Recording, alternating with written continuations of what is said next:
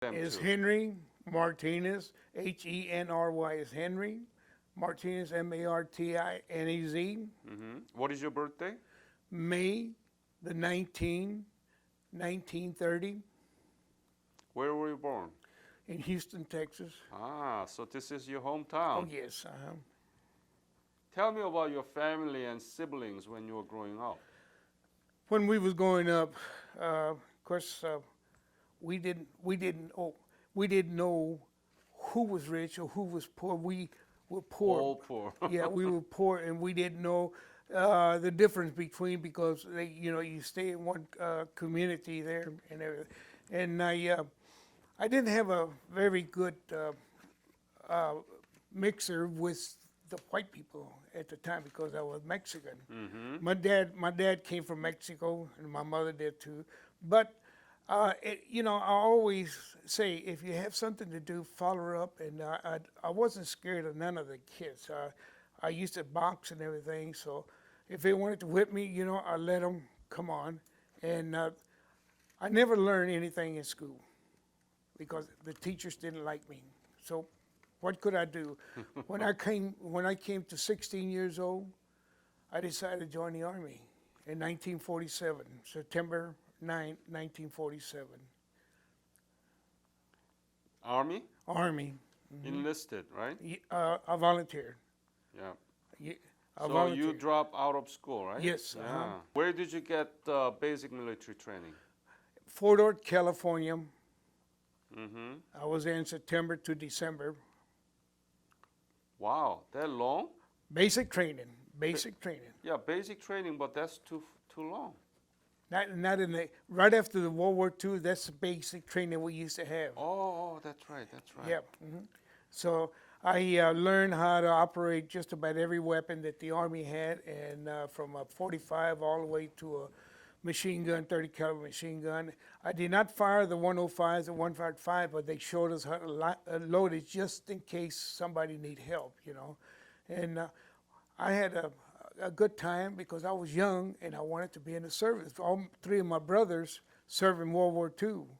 But you were 16 in 1940, oh, Seven. 17. So you No, I was 16. 16. I'm an underage veteran. So how did you get into the military? You had to have some kind of signature from your Thank parents, you for right? asking. Thank you for asking. Yeah. They didn't have computers in those days. So the sergeant, recruiting sergeant, he said, here, sign this, take it to your mother and father. If they sign, then you can come back and join. So I had to talk to my mother and father. My mother didn't want me to go because I was too young. My dad said no. All his brothers served in World War II. They all came back, so let him go. Oh, I'm sorry. Yeah. So And, they signed. Your father signed it. Yeah, and my mother did too. So. Okay. And my buddy that went with me, he was 15. And we got in and we took basic in Fort Ord, California. And I took my basic training. I went home in December for 30-day furlough. I didn't know where I was going overseas, but they sent me overseas, and I got there at the end of January. Yeah, but the end of January 1948 in Incheon, Korea. So here's a young kid. So that was not for the war. No, it was way before the war. And I didn't know, of course, you don't know the future, And I saw the poor people, and it got to me very bad because people that didn't see Korea before the war, they don't know what Korea was. And I did. I felt so sorry for the people. And I learned how to speak a little words here in Korea and everything. And I enjoyed being there with them. And I used to go to where the sisters were and taking care of the orphanage kids. And I used to take them candy and whatever they wanted, I've always been like that in my life. I like to see kids and help them out. So I spent there from 48 to January 49. That's when the Russians was pulled out of North Korea. and the U.S. Army was pulled out of South Korea. Only the advisors stayed there. And they sent me to Yokohama, Japan, and I was at the 8th Army outfit. It's the second medium port, 8th Army in Yokohama. I spent 18 months there. I learned how to speak Japanese because I always like to learn the language where I'm at and everything. And yes, we did fought the Japanese. Yes, we did have victory, but my heart still didn't have all that hate for the poor people because they were poor right after World War II too. And I got along with them very good. The workers and everything, and they used to invite me to the house to eat and everything, and I enjoyed it. Now, I was ready to come home in 1950. But before you're talking about that, what was your mission in Korea when you landed there in 1948 in Incheon? What were you supposed to do? Okay, we was training the ROK to learn how to use the weapons. Oh, so you were teaching Korean Army. Right, And so they were trying to learn, and here a 16-year-old boy teaching the ROK, you know, and but I enjoyed that because I know I was teaching somebody to protect themselves and everything. How was Korean Army at the time? Not very good because they had the old Japanese rifles, and later on they got some M1s and everything, but at the beginning they had nothing but Japanese rifles. They didn't have a Navy, naturally I think one shrimp boat, I could be wrong. They didn't have an Air Force at all. So it was very bad, but we gave them whatever we could. The government gave them whatever we could. What did you give? Well, we gave them rifles later on, and they gave them some tanks, and they gave them Coast Guard ships, you know, and it helped them a lot. They were learning, and I'm proud of them. I'm really proud of them because if you would see the country the way I saw it and see it now, it's a miracle. And I'm so proud of them because I saw a picture of Incheon the other day. I saw Incheon Airport. I said, wait a minute. And then the buildings. They got buildings in Incheon. And I just loved it to see the country that they took care of themselves and build themselves. Amazingly different right now, right? In Incheon and Seoul that I saw are really, Seoul was nothing at all. Seoul had the only building left up there was a Capitol building. And I felt so, I've always been like that in my life. I like to protect the people, their underdogs and everything. So I really enjoyed it, and I had a lot of Korean friends, and you know, they all like people that, I'll move again. It's okay, it's okay. But I have arthritis, and I had to move my shoulders. And anyhow, we enjoyed having them. They would come to the football game we had, or, you know, support them. How many were you, U.S. soldiers, when you were landing in Incheon in 1948? How many were you? Oh, there were thousands because they had the 7th Division, they had the 24th Corps. I would say 1,000. I'm you know, different places. And they had. So when you landed all together, U.S. soldiers were 8,000? No. This is before the war. Yeah, I know. Yeah. But how many of you landed in 1948? Okay, we had a shipload of soldiers coming from the States. They all freshmen. Yeah. I couldn't tell how many. The ship was loaded and everything, but we had to wait for the tide to come in and everything. So what was your unit at the time when you landed in Incheon in 1948? In Incheon. Yeah. What was your unit? It was the what you call it? Let me think. 24th Corps, and we work with soldiers there, ROK, and we work at the port, teaching them how to load and unload. Were you 21st Division?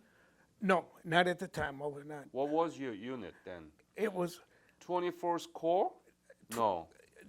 the heart. It was a heart patch. I can't. It's the 24th or 9th Corps. No, but I can't remember exactly. But it was a heart. It was white and blue. A heart. And so you trained the Korean Army. When they needed help, I'd go out there and train, and then if they needed help at the ship to teach them how to load and unload the ship and everything. Where did it happen? That training? Right there in Incheon. Incheon. Yeah, in Incheon. See, we didn't have. I think our base was in the school. You know, they didn't have a base for us, but we had to took a school away from the kids, and we were stationed at the school. And when did you come to Korea back?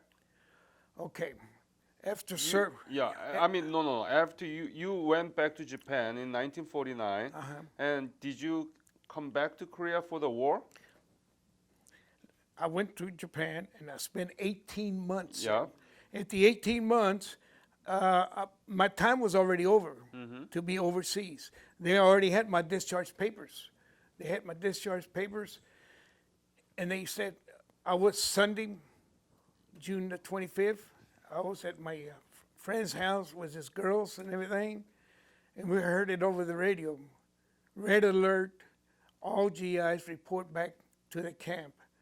So it was chaos because everybody was going with trucks and jeeps and everybody loading up. And when I got to camp, my captain, Farley, he said, Martinez, come here. I said, okay. He said, you know that you was going home. I said, yes. He said, now you have your discharge, papers to go home here, and you have an M1, of carbine, should I say, right here. What do you want to do? You want to go back home or you want to go and fight? So I said, give me the carbine. And then all the World War II veterans said, you don't know what you're getting to. And it's true. I did not know what I was getting to. You know, you're so strong, nobody can hurt you, and nobody going to kill me because I can do better than the other guys. So I volunteered to go back to Korea because I remember the poor people needed help more than I did at the time. And the war started on the 25th, and I landed in Busan early in the morning on the 27th. It was early in the morning, and it was just 2 days after the war started. And they had already passed the 38 parallel going into Incheon. Of course, you don't get all the report until later on what's going on, you know. And I found out.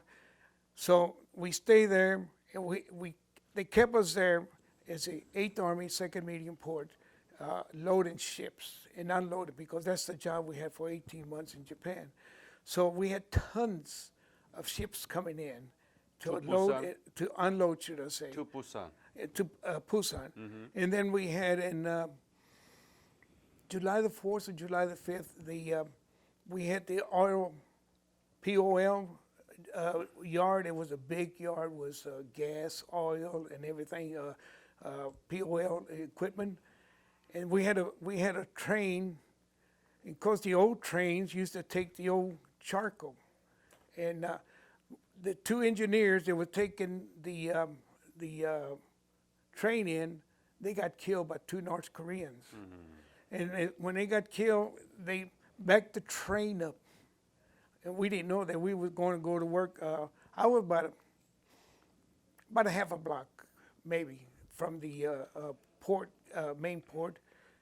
And all of a sudden, they had taken shovels of coal and dumped it on the POL barrels. You never seen so much fire and blowing. Those big 55 gallons, they were up in the air and blowing up in the air.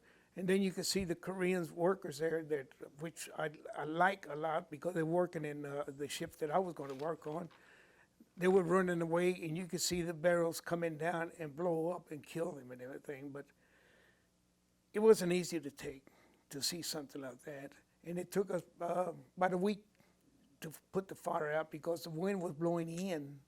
And the more it blows in, the more it got. We had big tanks, big old few tanks and the fire was going that way, and they sent us to send the oil ships. They tied up. We had to go out there and untie them and had In Busan? in Busan, yeah. And we had to do that and tell them to get out of there the best way they could because the fire was coming towards our way. And it took us one whole week, and they destroyed quite a bit. And it took a long time to rebuild what they destroyed. And then we were always going to the front line, like in Mason, and it was Taegu, Yeah. because John is further up. What was your specialty at the time? So it was supply? Supply, Yeah. taking it to the front line because they need it. And you know, at the beginning of the war, we didn't have the right equipment to fight with in the first place. The North Korean had the T-34 tanks, and nobody could stop them with the bazookas we had, 2.3, and it would just ricochet off the tanks. But you had to be very, very close to make sure that they hit the gas tank, but otherwise you couldn't stop them. And they pushed us all the way from, it was Incheon, all the way to Daejeon, and they pushed us all the way back to Daegu, which it was just a little bit. They call it the Busan perimeter. And Hanjeon, I think it was, that little area there. And we had to be around the front line because they were running out of ammo. And we had to go out there. We stayed a day or two to unload them and everything. As soon as we got through in the daytime, they told us to get the heck out of it, or sometimes in the nighttime. And we did. And well, it went on, and the Hill 303 is where the cavalry's, Hill 303. Where was it? Daegu. We're hitting the islands and everything. A lot of people don't know this, but they had a Navy man. He was looking like a spy in Incheon, and he was looking at all the islands they had there, and they had to light the light. What do they call it? You know, where you can see a distance. Yeah. The lighthouse. Yeah. The lighthouse. And just before they made the attack, he had some good North Koreans that was helping him, and South Korean soldiers, and they went into the island. Yeah, but you were in Busan, right? Busan, yeah. So I want to hear from you about Busan at the Busan, time. not Incheon, because Oh, you were okay. not I'm there, sorry. right? Yeah. Anyhow, we went back to Busan, and then we realized that the war was getting better. And then, out of the blue sky, my friends that I spent 18 months in Japan was sent to the infantry, 24th and the 25th, and the 2nd Division, and all of them. The 1st Cavalry was taking training back in Japan. And my friends that I spent 18 months in Japan, and I wanted to go with them. And the captain said, no, you were ready to go home, and you done your duty. I said, well, I want to go see the chaplain. I wanted to go see the chaplain, so let the captain know that something's wrong with me, you know, and I wanted to go fight. And I talked to the chaplain, and he looked at me, he said, Martinez, you've been here overseas a long time already. You did what you're supposed to do to help the people and everything, because I kept on telling him I want to help the people, you know. And he said, I'm not going to tell the captain to send you over there, but you stay here and pray to God that, you know, you did your duty. So I stayed with them until September and October. That's when we made our push to North Korea. Right. And we went in through Daegu, and then on the way up there, we stopped at Kimport Airport, and they said, we're going to stop here tonight, so y'all can have a good meal before y'all go on to the other side of the 38 parallel. And I knew the area already. I mean, I'd been there in 48, I knew the area. Yeah, 48. Yeah. So I told the guys that we're not too far. We had passed Seoul and them, and you know, and one captain came to me, and he said, "You speak Spanish?" I said, "Yeah." He said, "See that waiter, he was serving. He was serving. He said, if he asks you any questions in Spanish, answer them. He said, you know the area because we look at your record. You was here before. You know where Incheon is? I said, yeah. He said, you know where Seoul and Busan is? I said, yeah. And so when I got to him, he asked me in Spanish, what was my name? So I told him in Spanish, you know. And then the wintertime came, 40 below zero some spot. You heard the chosen few, which the Marines was here, and the 7th Division was up in the top. And of course, I didn't know at the time where they were. And we went all the way through the capital of North Korea, and it was November, the day of Thanksgiving. We were going to the 2nd Division, and the Turks were out there. We were going to take supplies to them and everything, and have a turkey dinner for them. Well, they stopped us before we even got to the mountains over there, because 80% is that it's mountains. And they said, nope, all the mountains are frozen, it was ice and everything, go back. And by the time we turned around, an MP come in a Jeep real fast, and he said, get out of here as quick as possible. The Chinese had just came in, and it was in the 25th of November. So we had to leave, and we heard later on that the 2nd Division and the Turks got almost beat up, but they survived some of them. And then we went back to the capital of North Korea, and they sent us back to Chinampo. And we helped load all the troops that was going out of there. We had troops coming in, dragging, and you could see the artillery flash at nighttime, you know. And we left there on December the 3rd. Through ship? On the ship, yeah. We loaded everything, and we blew up the whole port there, so they wouldn't use it. We landed in Incheon, and all kinds of soldiers, different countries was there, because they had been pushing them back. And then I sat down with the British and the Turks, and they say, soldier, come and have a drink. So I went up there to get a beer, and I said, thank you very much. And the Turks were, when they fight, they really fight great. They take their knife out. They're going to have blood in their knife before they come back. So we left there, and when I got back, everybody was just a different camp. Got back to where? To Busan. Busan. And then after that, they didn't send me nowhere. They kept me there. They said, you're not going nowhere no more. I said, but my friends. And they had 2 months, September, October, part of September and October paycheck. And they told me in April, this was in April, when I was coming home. And they said, you're going home. I said, look, I volunteered to come in the service. I volunteered to come and fight in the Korean War. And everything was strike 2. Now you tell me I'm going home. There'll be strike 3 if I don't go home. He said, no, you got your papers going home. And that was in April 1951. And then my 2 back pay, I don't remember if I got them or not. Regardless, I didn't want them. I mean, they could keep them. I had never been home in 4 years. Well, 3 years, 6 months overseas. And it was 6 months more than I was supposed to be there. But when I got at Fort Bliss and I was going to get discharged, the general called me when I left there. And, you know, they don't call your name over the speaker when the general's there. They call my name Martinez, PFC Martinez, report to the general. I said, what the heck did I do? So I went up there and talked to him. He said, Martinez, I love your record. You had done a wonderful job, because I was regular Army. I was not drafted, I volunteered. You're a regular Army. You did a great job in Korea, and you did a great job in Japan. He said, I want you to re-enlist. I said, let me think about it, sir, because I had never been to the States in 3 years, 6 months, and I love what I see and everything. I said, okay, let's say, for instance, I volunteer. Will you send me to Japan, or will you send me to Germany? He said, no, we send you right back to Korea. I said, let me think about it. So I never went back, because when I got home, it was heaven to me, you know.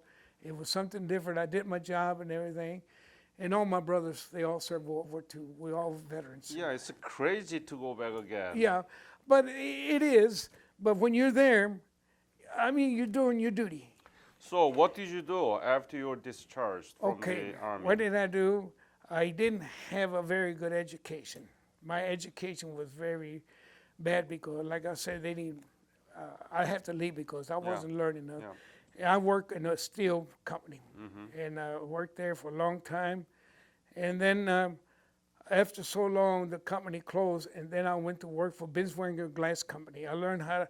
I'm master of all glass, cut glass, install glass, big glass, mirror glass, and everything. I learned how to do all of that, and I enjoyed it because I could cut any glass, any mirror, anything, figures and everything. I learned, and everybody would just, hey, take it to Martinez. He'd cut it this and that, and I had a good life at the glass company.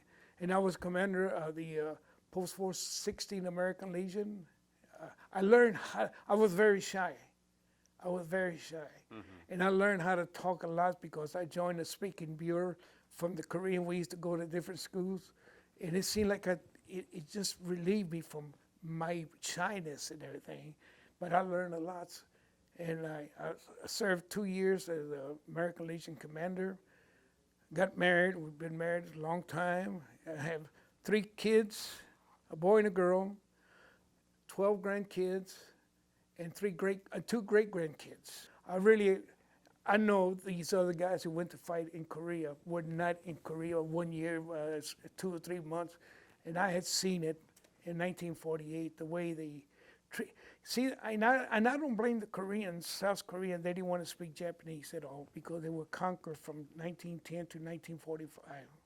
And you know, you're going to have a hate there. And I don't blame them. And I joke around with Johnny Lee and talk to him Japanese. He said, I don't understand. Don't talk to me like that.